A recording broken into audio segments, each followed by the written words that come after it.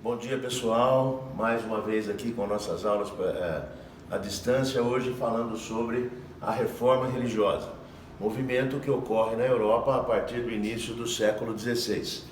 Podemos conceituar a reforma religiosa como sendo um movimento de caráter religioso, cujo objetivo é adequar a religião à nova realidade econômica, política, social e cultural vivida pela Europa no início da modernidade. Ou seja, todas essas mudanças ocorreram durante o transcorrer da Baixa Idade Média, com o renascimento comercial e urbano, com o fortalecimento dos reis, com o enriquecimento da burguesia. Era necessário readequar a religião.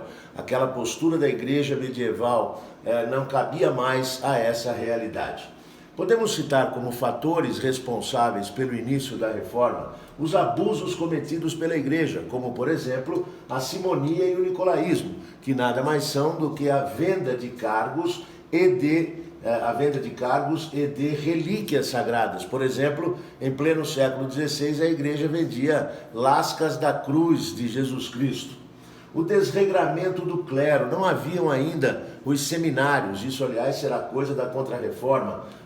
Qualquer pessoa poderia seguir a vida eclesiástica, o que os levava naturalmente a um desregramento muito grande. Existem papas, por exemplo, que possuíam famílias, inúmeros filhos, apesar da proibição da igreja. A venda de indulgência, que aliás foi exatamente o que destravou o processo. Indulgência nada mais é do que o perdão. O Papa, portanto, autorizava determinadas dioceses a vender o perdão, um pedacinho de papel que dizia que você não tinha mais nenhum pecado. E aí nós temos outros fatores relacionados diretamente a estas mudanças ocorridas com a Baixa Idade Média, como, por exemplo, o fortalecimento dos reis. Se durante a Idade Média, ou a Baixa Idade Média, aliás, a Alta, o rei era extremamente fraco e a igreja tinha poder sobre eles, agora os reis fortalecidos com o apoio da burguesia passam a não mais aceitar a ingerência da igreja dentro de seus reinos. Ao invés de a igreja perceber isso e compor com os reis, passou a criticá-los. A burguesia também se enriquece e ao invés de a igreja ver na burguesia enriquecida uma nova aliada, passou a condenar a usura, que nada mais é do que o lucro. A venda de mercadoria com um preço a mais, o empréstimo de dinheiro a juros. Portanto, a burguesia se enriquecia, mas ao mesmo tempo tinha medo de que isso pudesse lhe causar algum problema com Deus. É dentro desta situação, desse momento, que nós veremos o início da primeira das reformas, que será conhecida como a Reforma Protestante. Em 1517, devido à venda de indulgência em sua diocese, um monge da ordem de Santo Agostinho, chamado Martinho Lutero, irá fixar na Catedral de Wittenberg um documento que ficará conhecido como as suas 95 teses. E ela simplesmente expõe as ideias de Martinho Lutero, que obviamente são contrárias às que a igreja até então colocava e pensava. Por exemplo, a salvação pela fé. Para a igreja, a salvação era feita apenas através das obras. Portanto, você tinha que deixar alguma coisa para a igreja, construir uma igreja, deixar terras, deixar dinheiro para que você fosse salvo. Lutero dirá o seguinte: nada disso. Você simplesmente tem que ter fé. Se você tiver fé em Deus, você será salvo. O livre-arbítrio não é o Papa, não é o bispo, não é o padre que tem que dizer a você o que você deve fazer. Você deve ter livre-arbítrio para decidir sua vida de acordo com as palavras de Deus.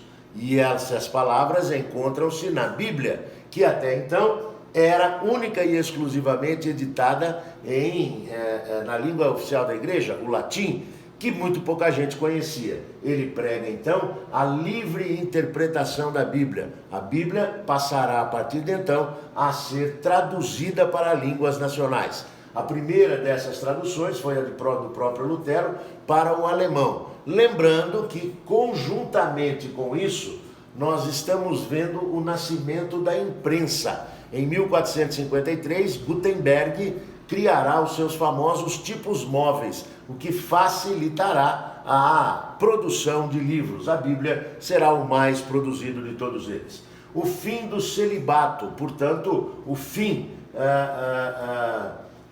dessa história de que padre não pode ter família, não pode casar, não pode ter filhos, né? E o culto às imagens e aos santos, tudo isso obviamente contrariando as ideias da igreja.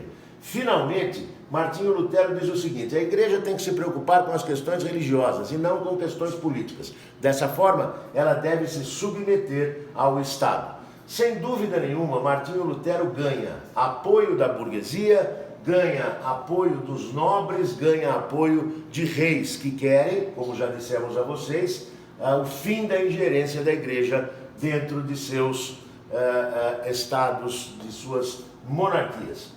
Em 1521, na Dieta de Worms, entendendo isso como uma reunião, um conselho, o imperador do Sacro Império Romano Germânico e o Papa condenam Martinho Lutero, que acaba se refugiando no castelo de um príncipe da Saxônia, onde, aliás, por 10 anos, ele irá traduzir a Bíblia para o alemão.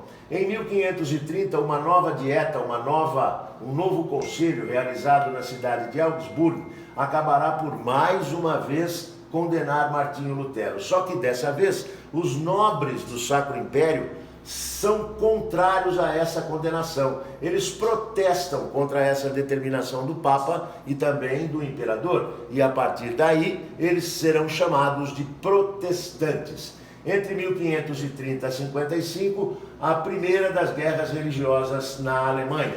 Em 55, a paz de Augsburgo põe fim a essa guerra, determinando que todo príncipe, todo nobre, poderia escolher como sua a religião de seus súditos. A primeira das religiões protestantes começaria a se espalhar pela Europa. Um segundo, galera.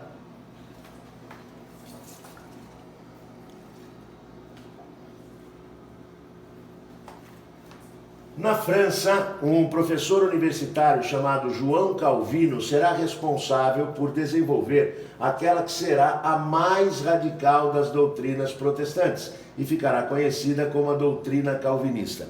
A doutrina calvinista serve como uma verdadeira luva para a burguesia europeia, na medida em que prega a predestinação absoluta, ou seja, todos vêm à terra predestinados, não adianta lutar contra o seu destino. Deus condena alguns à danação e outros à salvação. Ainda segundo Lutero, não há como dizer quem foi escolhido para a salvação ou não, mas ele diz que existem algumas formas de você descobrir isso, como por exemplo a riqueza. Eu sou rico porque Deus quis que fosse assim. Isso, obviamente, alegra a burguesia, que agora pode dizer: não, então eu sou rico porque Deus quis e não porque eu estou pecando, como dizia a igreja. Da mesma forma, aquele que não é rico, trabalhe e poupe, e um dia você poderá ser agraciado por Deus. Ele prega, assim como Lutero também, o fim do clero e o fim do culto às imagens. Esta reforma espalha-se pela Europa, principalmente entre a burguesia. Na Inglaterra, eles serão chamados de puritanos, na Escócia eles serão chamados de presbiterianos, na França eles serão chamados de huguenotes. Na Inglaterra, nós teremos uma reforma que está diretamente ligada ao fortalecimento ainda maior do poder dos reis. Henrique VIII, o segundo dos reis da dinastia Tudor, acaba rompendo com a Igreja Católica, influenciado que foi pelas ideias de Martinho Lutero, que lhe foram repassadas por uma amante chamada Ana Bolena. Como ele não conseguia um filho com sua primeira esposa, a espanhola Catarina de Aragão, ele solicita ao Papa que acabe com o seu casamento, que anule o seu casamento, para que ele possa se casar com seu verdadeiro amor.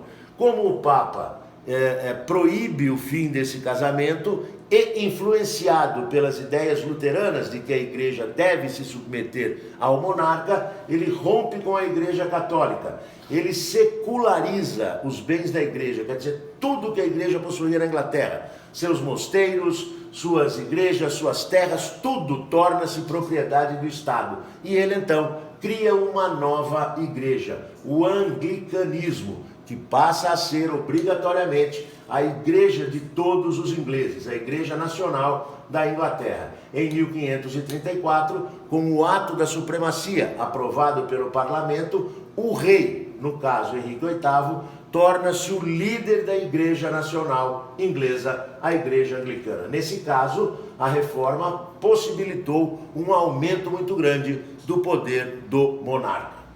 A Igreja Católica precisava fazer alguma coisa e os atos da Igreja acabariam ficando conhecidos como a Contra-Reforma ou a Reforma da Igreja Católica.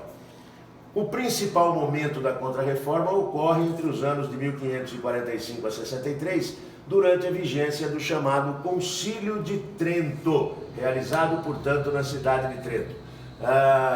Bispos, arcebispos, enfim, se reuniram durante esses 18 anos para definir a postura da igreja.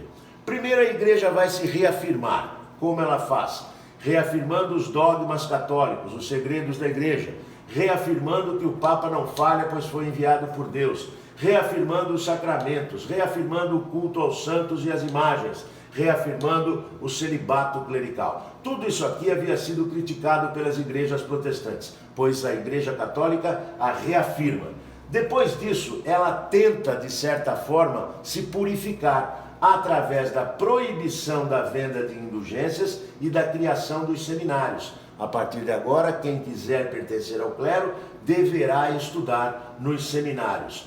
Depois, ela busca expandir a sua fé para áreas ainda livres do germe do protestantismo, como, por exemplo, ao continente americano, através da Companhia de Jesus, cujos membros, os jesuítas, serão responsáveis por espalhar a Igreja Católica para outras áreas do planeta. E, finalmente, combate a expansão do protestantismo de forma violenta, principalmente nos países onde ainda nós temos a fé católica, como por exemplo Portugal, Espanha e França. Ocorre a criação do índex, está errado aqui que é X, pessoal, o índex ou um índice de livros proibidos.